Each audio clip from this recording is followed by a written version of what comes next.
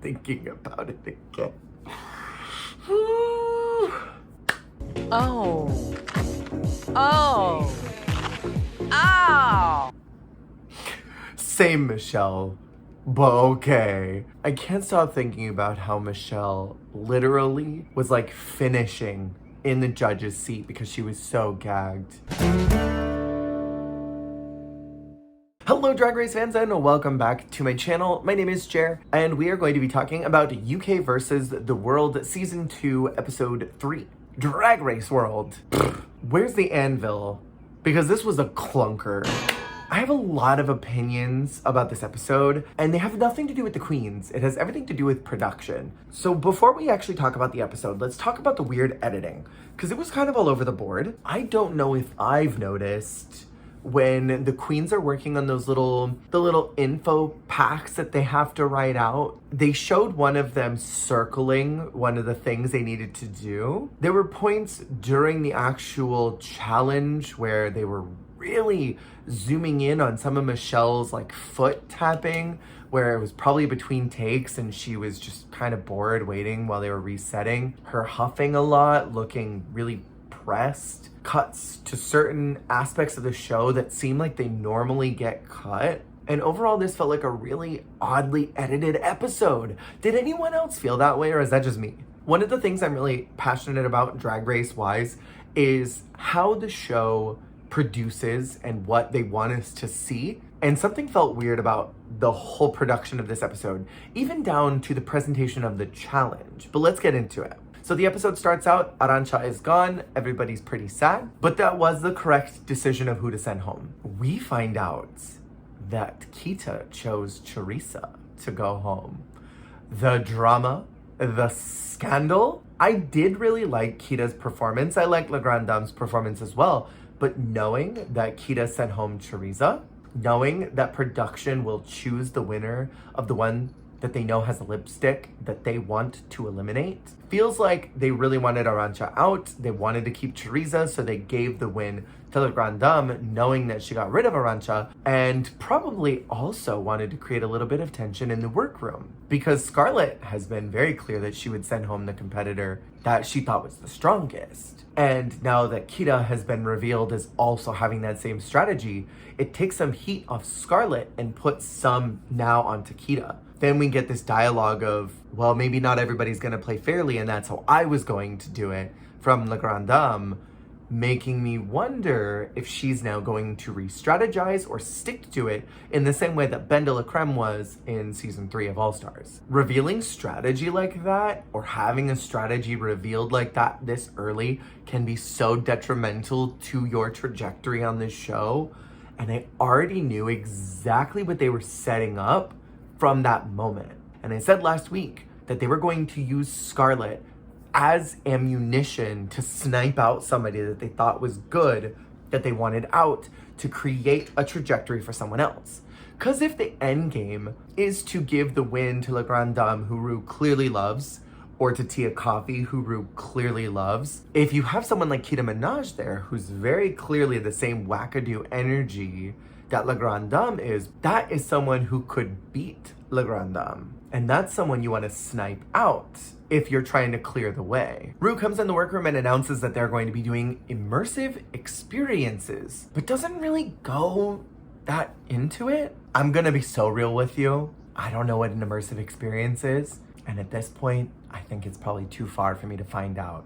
And I'll also be honest, I don't think production or the girls knew either. I don't know if Rue just didn't tell them, if production didn't explain it correctly, or if Rue did explain it and production did explain it, but that just didn't get translated to us. Another element of weird editing from this episode, what the hell was the challenge? What were they told? Because they clearly all missed the mark. And why weren't we clued in either? Was it because they already knew it was a train wreck? So they figured if they didn't tell us the prompt that we would sort of be like, oh, well, that makes sense why this person was in the bottom and that person was high, because they clearly understood this assignment that nobody really knew. What was the editing intention of leaving out that key detail of what this challenge was supposed to be? We never got that. If y'all did, let me know if I missed it. Like, did I black out? What was the prompt?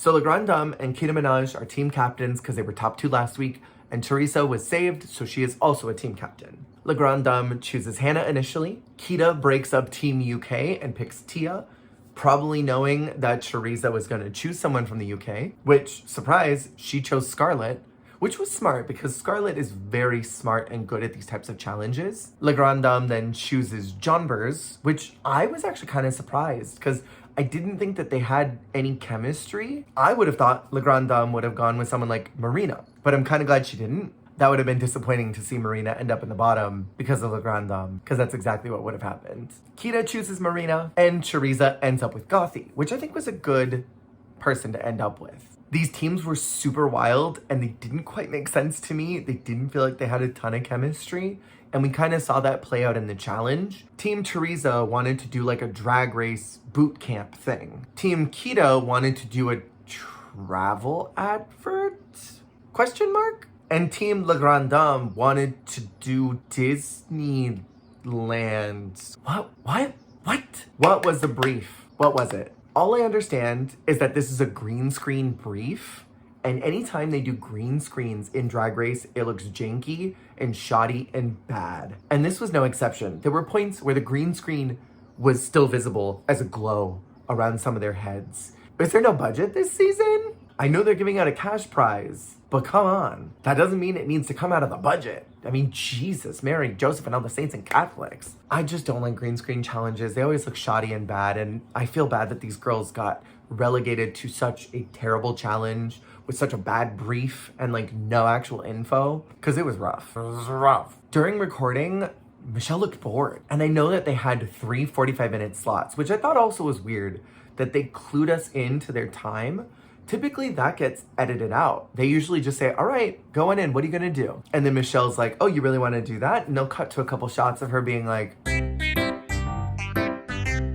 okay. But then they showed all these shots of like Michelle looking at them, and like her foot was like rabbit footing in the air, just shaking as she was waiting for them to do stuff. And I thought that was a weird editing choice too, because that's normally something that we don't see. We're not clued in to Michelle being bored or like that TV part. I went to the season 8 reunion, and when I tell you that the camera resets, the points where some cameras are rolling but other ones need new batteries, or someone needs a mic adjustment, or someone is shifting around within the production space, was so long, and it's a very incredibly boring process making television. And I know a lot of these girls have talked about how they do like 72 hours sometimes to create 1 week of RuPaul's Drag Race, which is an hour.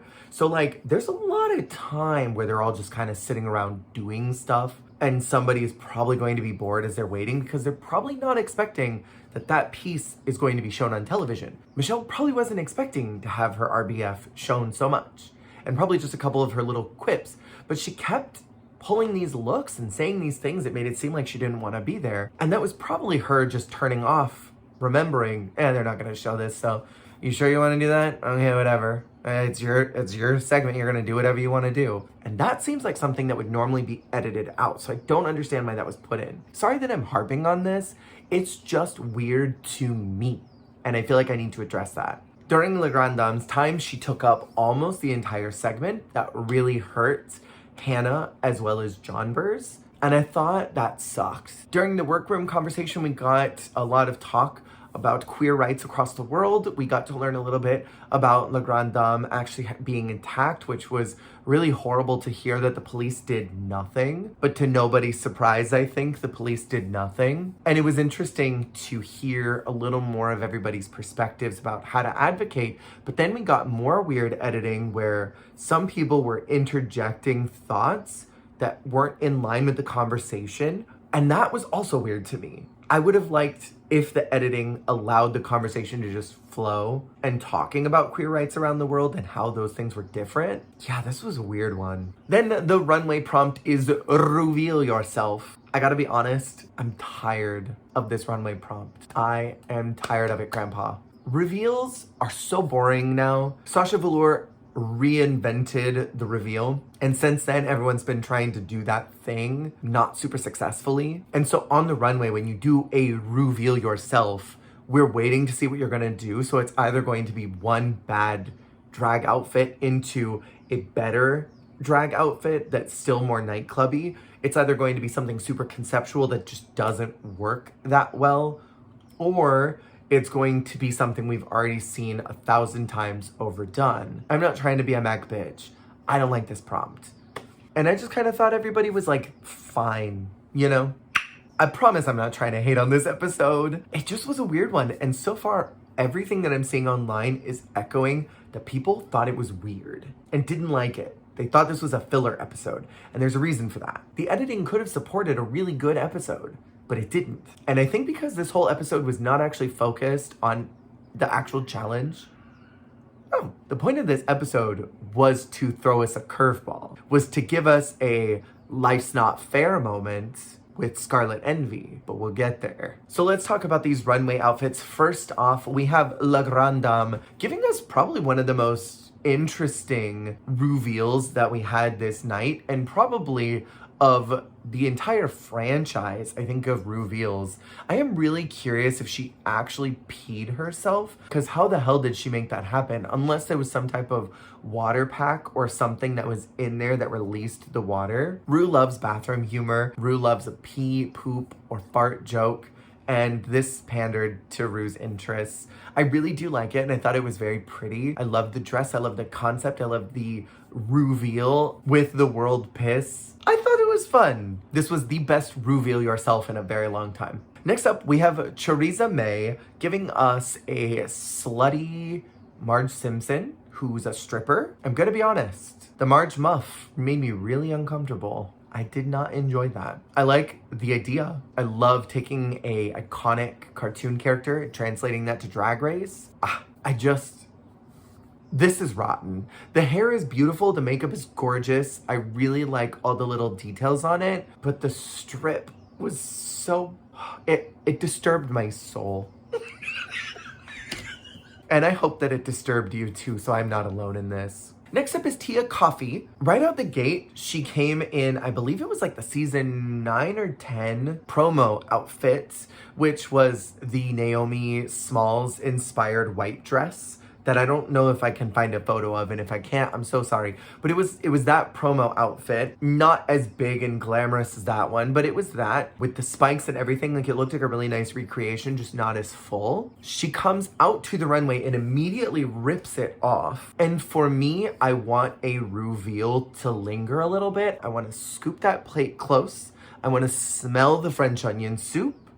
I want to dip my spoon in the French onion soup. I want to blow the smoke off of it. I want to blow the heat off of it. I want to get the aromatics, and I smell the thyme and the cheese that's been carefully melted into this soup, and the onions that have been slow roasted in the oven. And then a little sip. Ooh, that's delicious. And then reveal, break into the bread crust that's at the top, and then get that cheese pull.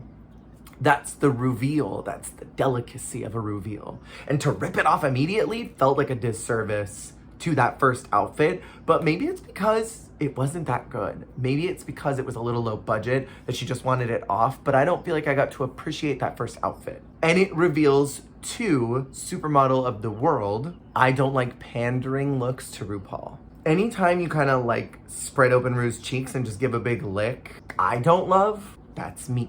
The look was fine though. Again, it didn't really have the same like glamour thing that the original look did, but it was very Tia Coffee, and I like that. I like that it took inspiration from and kept Tia's drag aesthetic. She then removes her big hair to reveal a tiny little itty bitty wig, which I thought was funny. And then she takes off that outfit to reveal yet another RuPaul outfit. And inspiration from, and Ru during Tia's season was very heavy on, you're a model, you remind me of a young me, and I want you to do that Supermodel of the World thing. So Tia listening to those critiques and doing what Ru wants her to do, it's a way to win, and I can appreciate it. I really do. Next up, we have Marina Summers giving us this beautiful volcano look. And someone said this is actually a Miss Universe reference. I love that the Velcro pieces come off and lava spews out of it. It's really conceptual and smart, and then reveals to this beautiful, gorgeous, painted on dress. This gown fits her body so perfectly. She was my other top look of the night, next to Le Grand Dame, because it was so conceptual and well thought out. A volcano on the runway. Have we seen that? I haven't seen that. Have you seen that? I haven't seen that. Give Marina the crown. Give it to her. I also loved Michelle gagging so hard that she literally was like, same, but like, Michelle, please. You're on TV. You can't make those sounds for free. Next up, we have my least favorite look of the entire night, and that was Kita Minaj, giving us this weird, like, kind of oversized suit that revealed a tie into a smaller tie. I like this color on her. This aubergine looks beautiful on her. But then the reveal to a witch, is what she described it. I did not understand why it went from the look that it did to the look that it turned into. I do majorly appreciate when pants become a skirt. And even if this was organza, perhaps, as the skirt fabric, which is so easy to tuck into pants, it's still impressive to me when something sleek like pants turns into something flowy like a gown. So it's effective in like a wow factor. Because a reveal should have a wow moment. But it was just kind of ugly. I didn't like the style of the suit or the dress. Next up, we have Hanaconda giving us a Pope look, which this could have gone so many different ways. But I really like that she came out and immediately started twerking, showing us that she wasn't taking this too seriously. Not that you really can when you're doing a Pope look on the main stage. And reveals to a showgirl? Why? She said something like, oh, he's one of us? Like the Pope is a drag queen too? I don't understand.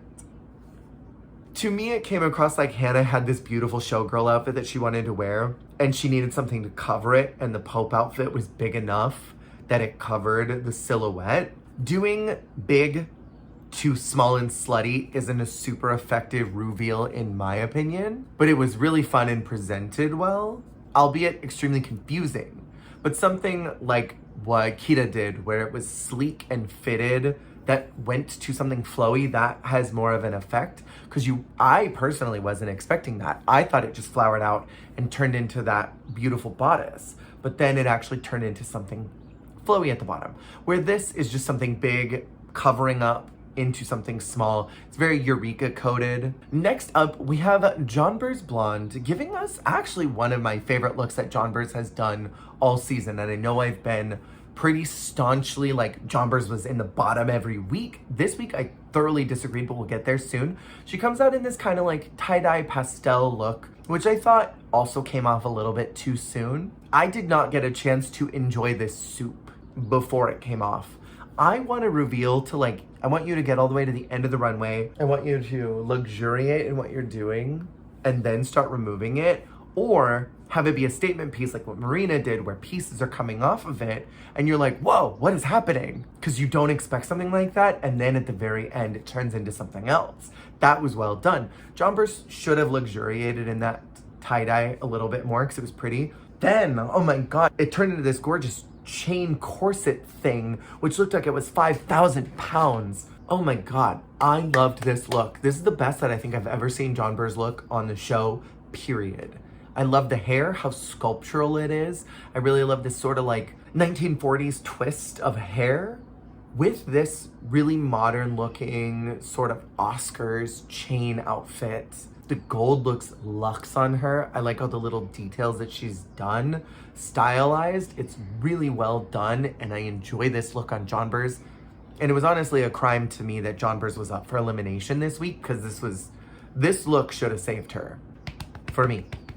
Next up, we have Scarlet Envy giving us a really quick reveal of a coat into a creamsicle colored dress. I like that the dress fabric was the same lining as the inside of the coat.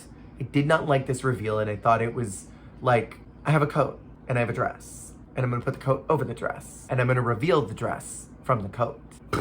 A reveal. I cracked the code like Sasha Bell. I'm gonna win this week because I told production last week out loud to the whole room that I was gonna eliminate the strongest contender. So it doesn't matter if I don't do great on the runway. They're gonna pick me as ammunition to snipe out someone who's doing well.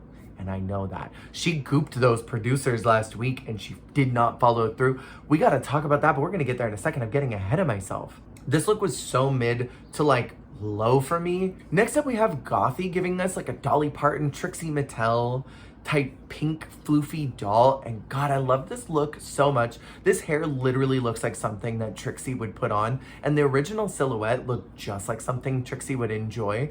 I like this storyline that she had of, okay, I'm going out, I'm a housewife, where are my kids? Oh my God, they're right here on my titties. And Kim Petra saying Mary-Kate and Ashley was genius reference that Rue did not understand, because Rue doesn't listen to coconuts like the rest of us homosexuals do. I really like this look from Gothy. I thought this was one of the best that she's looked so far this season, makeup-wise and hair-wise. I love this big proportion on her tiny little body, and I liked this pink on her. I thought she looked really cute. I like the details. I like how weird and kind of messed up it is, because I think that deep down Gothy is kind of a weirdo, and I think it's slowly revealing that. And for Michelle to say that she was serving uniqueness but not charisma, I thought was really off book. That didn't seem like a really helpful critique, because I think Gothy's been plenty charismatic, in my opinion. So during the actual critiques, there's one more reveal where Tia has the opera glasses, the I can't wait to see how this turns out, and pulls those out to watch the challenge unfold. The fact that RuPaul was not in hysterics over that. I was in hysterics. I had to rewind like 3 times and watch it over again because I could not catch my breath. It was so good. I loved that. So we have to talk about these challenges really fast. I don't want to, but we have to. We have Team Kita giving us Glamazonian Airways. It's revealed that this challenge brief was about Drag Race. So that was smart to use Glamazonian Airways as a proxy to get around the world and visit these different countries, but it didn't really feature Drag Race enough. The Holland segment was really odd. I didn't understand a second of it. I really loved Marina saying Mabu Hai. I thought she was the strongest in this group. And then we went to UK Hun, which I think is fun and smart. But we got kind of a monologue about turning your trauma into treasure. And I thought it was fine. It was like an okay segment, but Tia didn't really like do anything physical. And I feel like for an immersive experience, you have to show, not tell. And that was a lot of telling us. And it didn't match with the other two, so it stood out like a sore thumb. Not necessarily bad, but also not necessarily good, just different. And it felt uncohesive with the other two. Like, you're going to UK Hun, but why are you suddenly in the workroom? When we've been going to different places and exploring the world, why are we suddenly in the workroom in comparison to everybody else? So even though I'm glad that Tia didn't try to do something she didn't want to do, it just stood out. And so I thought that it just made this whole group really uncohesive. Because if the brief was about Drag Race, Marina and Kita didn't do that. Tia did, but wasn't cohesive with the other two, so it made them look worse. Then we have Team La Grande Dame, where La Grande Dame was hogging up all the time and got a lot of space.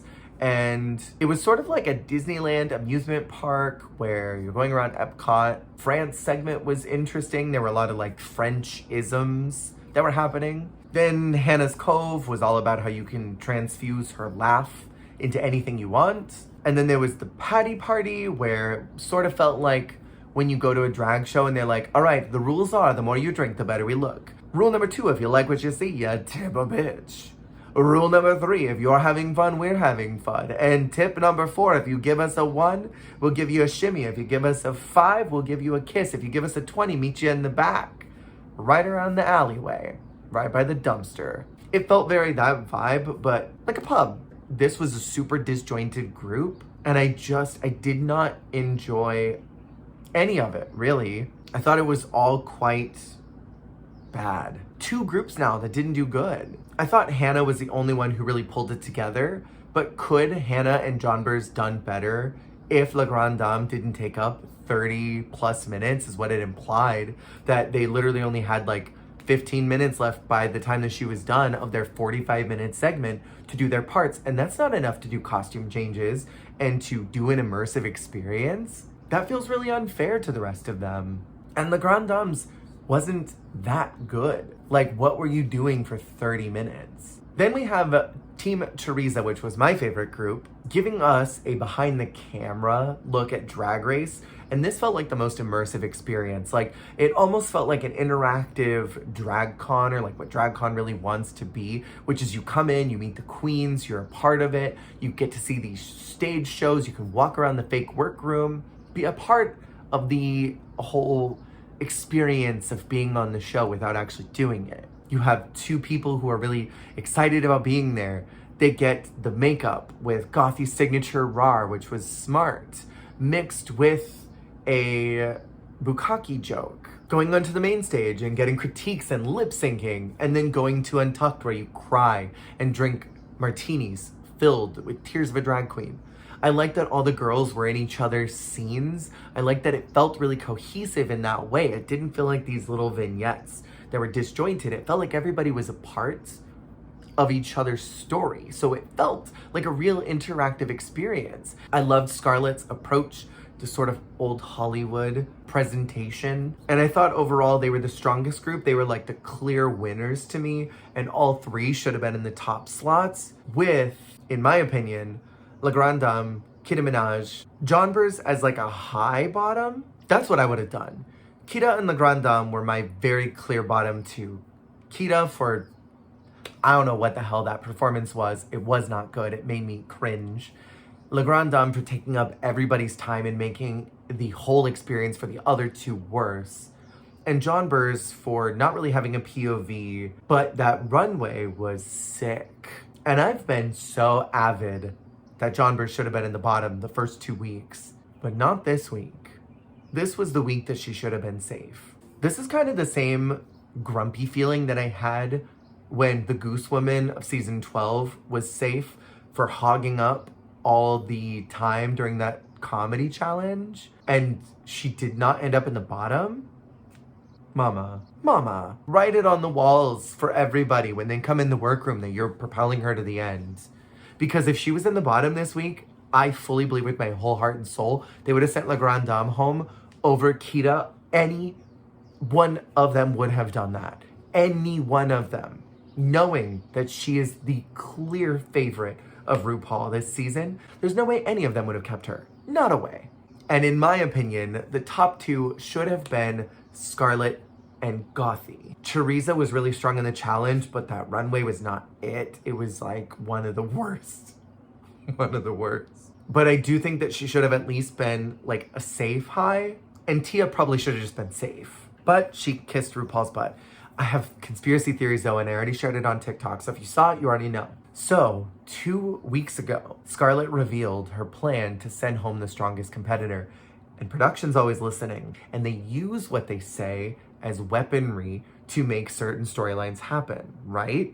We're all aware of this. So picture it. We're gonna set up a scene. Scarlet says, I'm going to send home the strongest competitor.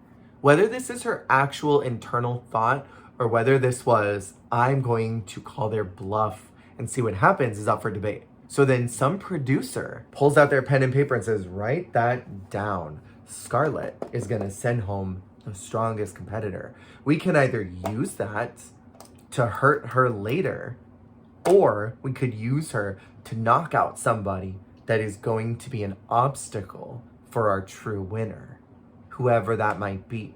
At the top of this episode, Kita Minaj reveals that she had the same strategy.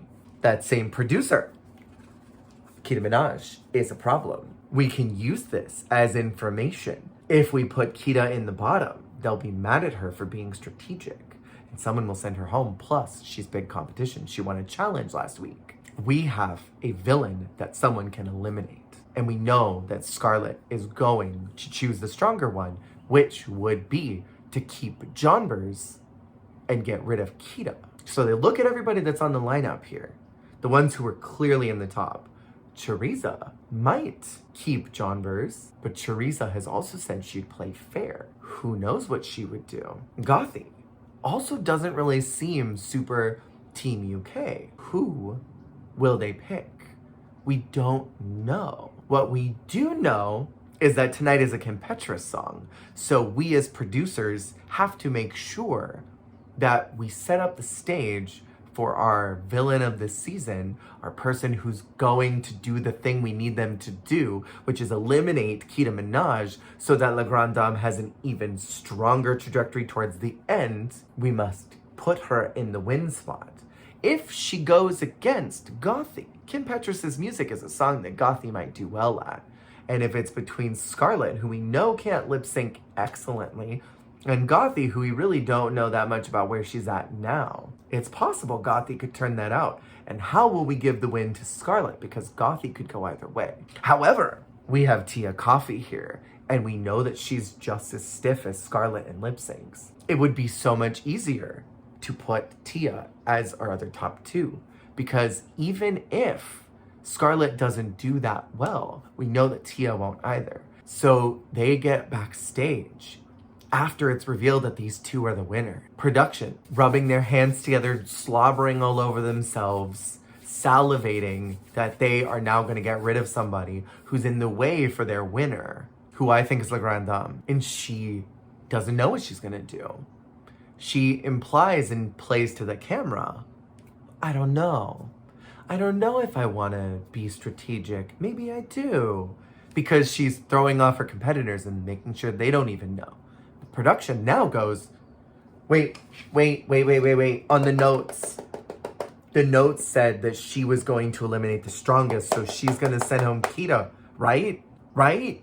This bitch called their bluff. She gets on the stage, pulling the lipstick of the person that they did not want to go home. And I see the writing on the walls now.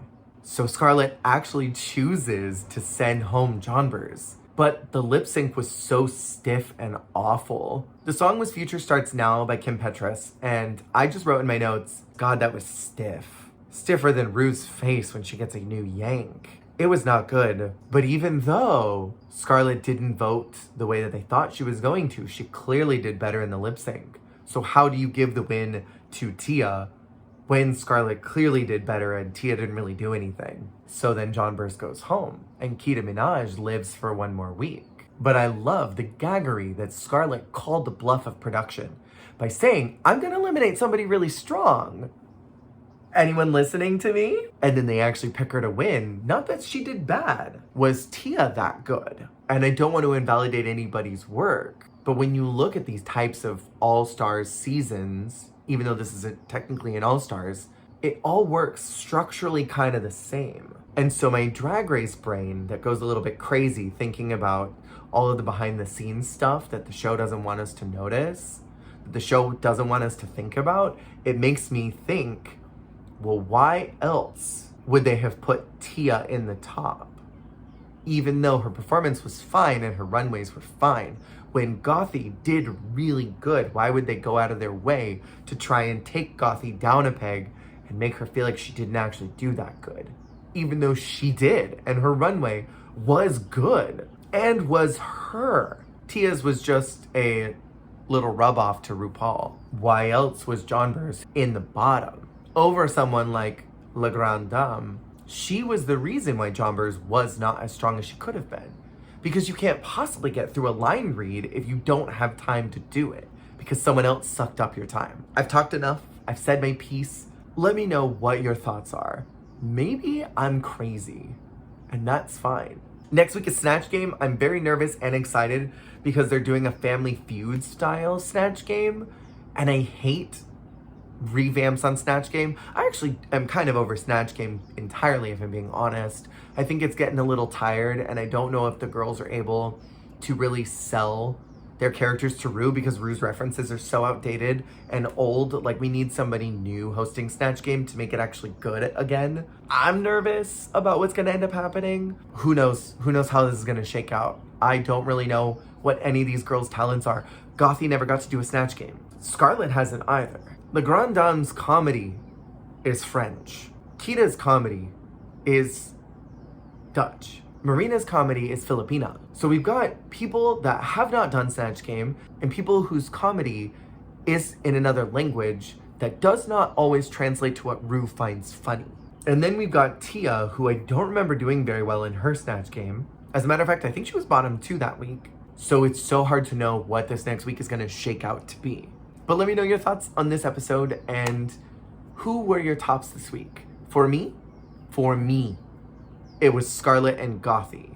And the bottom 2 for me was Kita and La Grande Dame. And I think that Kita probably should have gone home. Said my piece. See you on the flip. If you like this video, check out some of my other videos that I've done about Drag Race UK versus the world. And if you like Drag Race content in general, I post a lot of Drag Race related content here on YouTube. I mostly do gaming stuff, so don't be surprised if you see a lot of that. So that's like my bread and butter. Because I stream on Twitch, always gaming. I do also have a podcast that just started resuming. The episode that just dropped was about All Stars 3, and I'm doing it with my sibling, who's like a Drag Race lexicon for this show. We had a lot to say. It was really good. Check it out. The links are below. Thank you for watching, and see you next time. Hey, thank you so much for watching. If you liked the video, make sure to click that like button. And if you want to see more, hit subscribe. Goodbye.